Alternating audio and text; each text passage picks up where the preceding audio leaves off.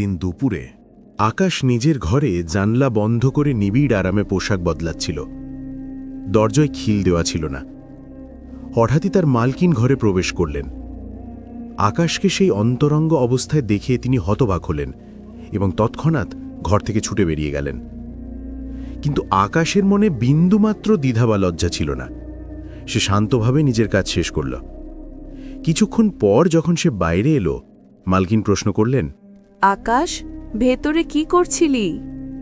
মালকিন, কাজের জন্য দেরি হচ্ছিল, পোশাক বদলাচ্ছিলাম। আপনি তো জানেনই, আমার মুখ থেকে আর কি শুনবেন? আমাকে দেখে তো একটু লজ্জা পাওয়ার কথা। মালকিন, আমি কি করে জানব আপনি ঠিক তখন ঢুকবেন? আর আমি তো কোনো ভুল কাজ করছিলাম না, পোশাকই বদলাচ্ছিলাম। সেটা কথা নয়, কোনো মহিলার সামনে এভাবে থাকা ঠিক নয়। তাহলে মালিক কোথায়? তোর তাতে কি? বেশি কথা বলিস না, সব মালিককে বলে দেব। মালকিন, চাইলে আপনাকে সাহায্য করতে পারি। তোর মাথা খারাপ নাকি?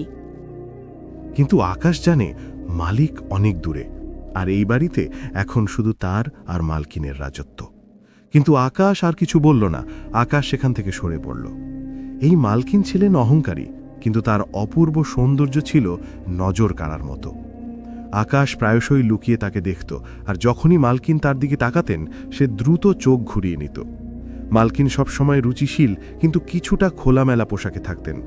তার বয়স ৩০-এর কাছাকাছি হলেও দেখাতেন যেন ২৫। আকাশ মনে মনে তাকে বহু আগে থেকেই পছন্দ করত। যখন মালকিন স্নানের পর ভেজা চুলে তোয়ালে জড়িয়ে বেরোন, আকাশের বুকের ভেতর একটা অদ্ভুত জ্বালা ধরে, কিন্তু কখনো সাহস পায়নি। হয়তো সেই কারণেই মালকিনের হঠাৎ আগমন তার মনে কোনো লজ্জা জাগায়নি।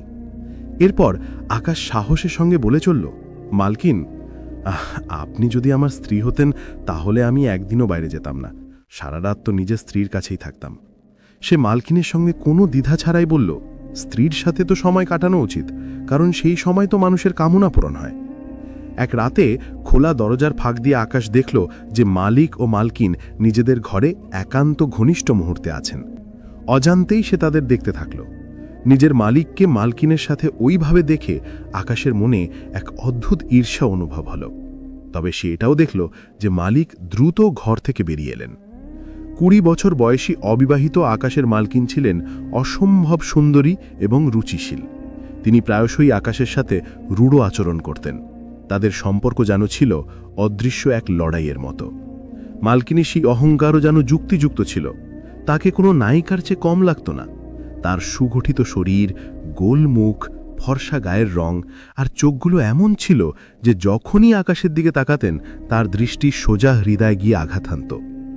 মালিক প্রায় ৪০ কিলোমিটার দূরের এক কোম্পানিতে কাজ করতেন। ফিরতে ফিরতে মাঝ রাত হয়ে যেত। কখনো কখনো তো তিনি আসতেনই না। যখন মালিক বাড়িতে থাকতেন না, মালকিন নিজের ঘরে একা থাকতেন। আকাশ লক্ষ্য করল মালকিন ভেতরে ভেতরে খুব একা। মালিক পর্যাপ্ত সময় দিতে পারতেন না, হয়তো তাই মালকিনের ইচ্ছেগুলো অপূর্ণ থেকে যেত। সে দেখত মালকিন নিজের ফোনে রোম্যান্টিক সিনেমা ও ভিডিও দেখতেন। আকাশের এখন স্পষ্ট বোঝা গিয়েছিল যে মালকিনের যেটুকু প্রয়োজন ছিল মালিক ততটুকু সময় দিতে পারছিলেন না। এক সকালে মালকিনকে বিষণ্ণ দেখে আকাশ চিন্তিত হল। মালকিন, মালিক কি বাড়ি আসবেন নাকি আসবেন না? মালকিন ক্লান্ত স্বরে বললেন, তোর মালিক তো কয়েকদিন পর্যন্ত আসবেন না, অফিসের কাজে বাইরে গেছেন। একদিন মালকিন হঠাৎ অসুস্থ হয়ে পড়েন। মালকিনের শারীরিক অবস্থা খারাপের দিকে যাওয়ায় আকাশ দ্রুত ডাক্তার ডেকে আনল। চিকিৎসা এবং শুশ্রূষার পর মালকিনের অবস্থার উন্নতি হল। পরের দিন সকালে স্নানের আগে মালকিন আকাশকে ডেকে বললেন, আমাকে ক্ষমা করে দিস, আমি এই বাড়িতে আসার পর কখনো তোর সাথে ঠিকমতো কথা বলিনি, কিন্তু তুই আমার জন্য যা করেছিস তা কোনো আপনজনই করতে পারে।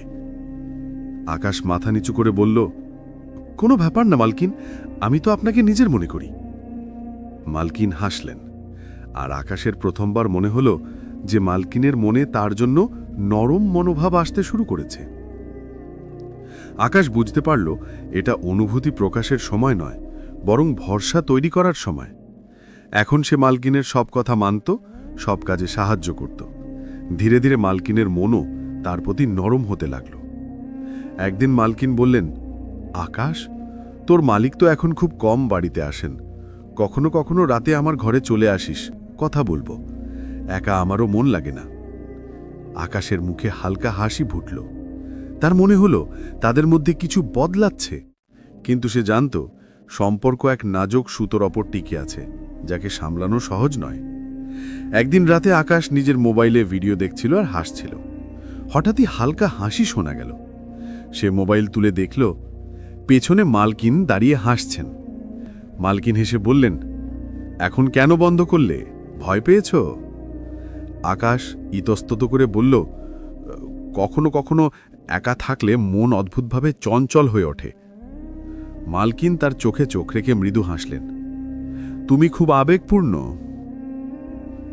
আকাশ বলল, মালকিন, আমি আপনাকে কিছু বলতে চাই, কিন্তু ভাবছি যে সঠিক সময় কখন হবে। আমি চাই না যে আপনি রাগ করেন। মালকিন ধৈর্যের সাথে বললেন, ধীরে ধীরে সবকিছু সময় ঠিক হয়ে যাবে। তুমি বুদ্ধিমান, এটাই যথেষ্ট। মালকিন প্রেমময় হাসির সাথে আবার বললেন, আকাশ, তুমি আমার ঘরে এসে কথা বলতে পারো। আমরা একসাথে বসে সিনেমা দেখব। একা আমারও মন লাগে না। আকাশের মুখে সুখ ঝলমলে হলো, কিন্তু সে বুঝতে পারছিল যে সবকিছু চিন্তাশীলতা দিয়েই করা উচিত। ধৈর্য আর সময় সঠিক পথ। পরের দিন সকালে আকাশ যখন স্নান সেরে বাইরে এলো, মালকিন প্রেমময় হাসির সাথে বললেন, ও, আজ তো বেশ স্মার্ট লাগছে। কিন্তু আকাশ চুপ করে নিজের ঘরে চলে গেল, এই ভেবে যে মালকিন রাগ না করে বসেন। কিছু সময় পর মালকিন তার ঘরে এসে জিজ্ঞেস করলেন, কি হয়েছে আকাশ? আমি কি কিছু ভুল করেছি, নাকি তুমি আমার উপর রাগ করেছ? আকাশ আস্তে করে বলল, না, কিন্তু তুমি বাইরে যাও আর নিজের কাজ করো। আমি এখন কিছু বলতে চাই না। মালকিন শান্তভাবে দ্বার দিকে তাকিয়ে রইলেন। কিছুক্ষণ পর সে নিজেই বাইরে চলে গেল। সন্ধ্যায় মালিক বাড়ি ফিরলে আকাশের মেজাজ আরও বিগড়ে গেল, কারণ তার সারাদিনের আশাগুলো অপূর্ণ ছিল। খাওয়ার সময় মালকিন তার কাছে এসে ধীরে ধীরে বললেন, আকাশ, তুমি রাগ করেছ কেন? সব ঠিক আছে তো? আকাশ হালকা হাসির সাথে বলল, সেটাই, আজ একটু মন ভারী। মালকিন প্রেম আর বুদ্ধিমত্তার সাথে বললেন, দেখো, আমি জানি যে তুমি আমার সব কথার খেয়াল রাখো, এটাই যথেষ্ট। আমরা দুজন ধীরে ধীরে সব বুঝে নেব। আকাশের মন তবু বিষণ্ণ রইল। সে কঠোর স্বরে বলল, আমি ঘুমোবো কিনা এতে আপনার কি? এই বলে সে নিজের ঘরে চলে গেল। রাত গভীর হলে আকাশ ছাদে চলে গেল। ঠান্ডা বাতাস তার চুলে খেলছিল।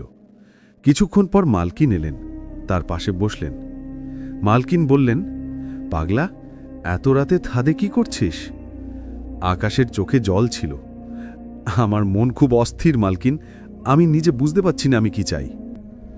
মালকিন তার হাত ধরে বললেন, জীবনে অনেক কথা বুঝতে সময় লাগে বাবা। তুই সৎ, শুধু নিজের মনকে সঠিক পথে রাখ। দীর্ঘক্ষণ দুজনে চাঁদের দিকে তাকিয়ে রইল। একটা নীরবতা ছিল, যাতে অনেক কিছু বলা হয়ে গিয়েছিল। আকাশ গুরুতর স্বরে বলল, মালকিন, আমি প্রতিজ্ঞা করছি এখন থেকে কখনো কোনো ভুল কাজ করব না। মালকিন ধীরে ধীরে মাথা নাড়লেন আর হাসলেন। ঠিক তখনই মালিক এলেন এবং জানালেন যে তিনি 15 দিনের জন্য অফিসের কাজে বাইরে যাবেন। তিনি আকাশকে বললেন, আকাশ, এখন এই বাড়ির দায়িত্ব তোমার কাঁধে। মালকিনেরও ভালো করে খেয়াল রেখো। আকাশ আত্মবিশ্বাসের সাথে বলল, মালিকজি, আপনি চিন্তা করবেন না, আমি বাড়ি আর মালকিন দুজনেরই খেয়াল ভালো করে রাখব। মালিককে স্টেশনে ছেড়ে আকাশ যখন বাড়ি ফিরল, দেখল মালকিন জানলার কাছে বসে উদাস। আকাশ কাছে গিয়ে তার হাত ধরে বলল, কোনো ব্যাপার না, আমি এখানে আছি, আমি তোমার খেয়াল রাখব। মালকিন হেসে মাথা নাড়লেন। রাত দুজনের মধ্যে বিশ্বাস আর পরিচিতিকে আরও মজবুত করে তুলল। কিন্তু পরবর্তীতে যা ঘটতে চলেছিল তা দুজনেরই জীবন বদলে দিল। মালকিন কাঁপতে কাঁপতে বললেন, তোর মালিকের সাথে আমি সারা জীবন দৃষ্টি মেলাতে পারবো না।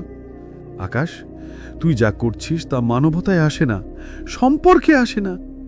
ভাবছিস কাল যখন তুই তোর মালিকের সাথে চোখ মেলাবি, তুই কি তার মুখ দেখতে পারবি? তিনি কিছুক্ষণের জন্য থামলেন, তারপর বললেন, আকাশ, তোর মালিক তো তোকে নিজের সন্তানের চেয়ে বেশি মেনেছেন। উনি তোর ওপর এতটা ভরসা করেছেন, আর তুই সেই ভরসাটাই ভাঙতে যাচ্ছিস। আমিও মানুষ আকাশ, একা মহিলা, কিন্তু এর মানে এই নয় যে আমি নিজের দুর্বলতায় পড়ে যাব। আমি আশা করছিলাম যে তুই আমাকে সামলে নিবি, কিন্তু ভুল আমারও আছে যে তোর কথায় চলে এলাম। আকাশ চুপচাপ দাঁড়িয়ে রইল, যেন শব্দ তার ঠোঁটে এসেই জমে গেছে। মালকিন আবার বললেন, আমার আগে থেকেই অনুভূতি ছিল যে তোর মনে কিছু ভুল চলছে, কিন্তু আমি ভেবেছিলাম সময়ের সাথে সব ঠিক হয়ে যাবে। কিন্তু আজ আমরা সেই মোড়ে এসে পড়েছি যেখানে থামাই সবচেয়ে জরুরি। যদি আজ না থামি তো সারা জীবনেই ভুলের আগুনে জ্বলতে থাকব। আকাশের হাত কাঁপতে লাগল। সে ধীরে ধীরে বলল, আমাকে ক্ষমা করে দিন মালকিন, আমার দ্বারা খুব বড় ভুল হতে চলেছিল। আমি নিজেকে কখনো ক্ষমা করতে পারবো না। মালকিন নিজের অশ্রু মুছে বললেন, এখন শুধু ক্ষমা দিয়ে কিছু হবে না আকাশ, আমাদের নিজেকে ভেতরের শয়তানকে মারতে হবে। নিজের মালিকের সম্মান বাঁচানোর জন্য নয়, বরং নিজের বিবেককে বাঁচিয়ে রাখার জন্য। সেই রাতে দুজনে একটাও শব্দ বলেনি, কিন্তু তাদের নীরবতা ছিল তাদের প্রায়শ্চিত্ত। পরের দিন বাড়ি আগের মতোই ছিল, কিন্তু দুজনের মনে অনেক কিছু বদলে গিয়েছিল। তাদের মধ্যে এখন একটা দেওয়াল দাঁড়িয়ে গিয়েছিল, যেটা শুধু তারা দুজনেই দেখতে পারত। সেই দেওয়াল ছিল তওবার, লজ্জার আর বিবেকের। আকাশ এখন দায়িত্বশীল, আর মালকিন আগের থেকে বেশি শক্তিশালী, কারণ তিনি নিজের অনুভূতির ওপর নিয়ন্ত্রণ পেয়ে একটা বাড়িকে ভেঙে যাওয়া থেকে বাঁচিয়ে নিয়েছিলেন। মালিক কখনো কিছু জানতে পারেননি। আকাশ এখন মালিককে অনেক আদর করত, কারণ এখন সে জেনে গিয়েছিল যে প্রত্যেকটা সম্পর্কেই দায়িত্ব আর প্রত্যেক ভরসার নিজের একটা বোঝা থাকে। এই গল্প থেকে একটা পাঠ পরিষ্কার: ভরসা করা বুদ্ধির কাজ, কিন্তু চোখ বন্ধ করে ভরসা করা সবচেয়ে বড় বোকামো। স্ত্রীকে একা ছাড়া তার মজবুরিকে বাড়িয়ে দেয়, আর কোনো তরুণ পুরুষকে তার সাথে ছাড়া তার সম্মানকে বিপদে ফেলতে পারে। বাড়িকে চালানোর জন্য শুধু দেওয়াল নয়, বরং সুরক্ষা করার মতো পুরুষ থাকা উচিত।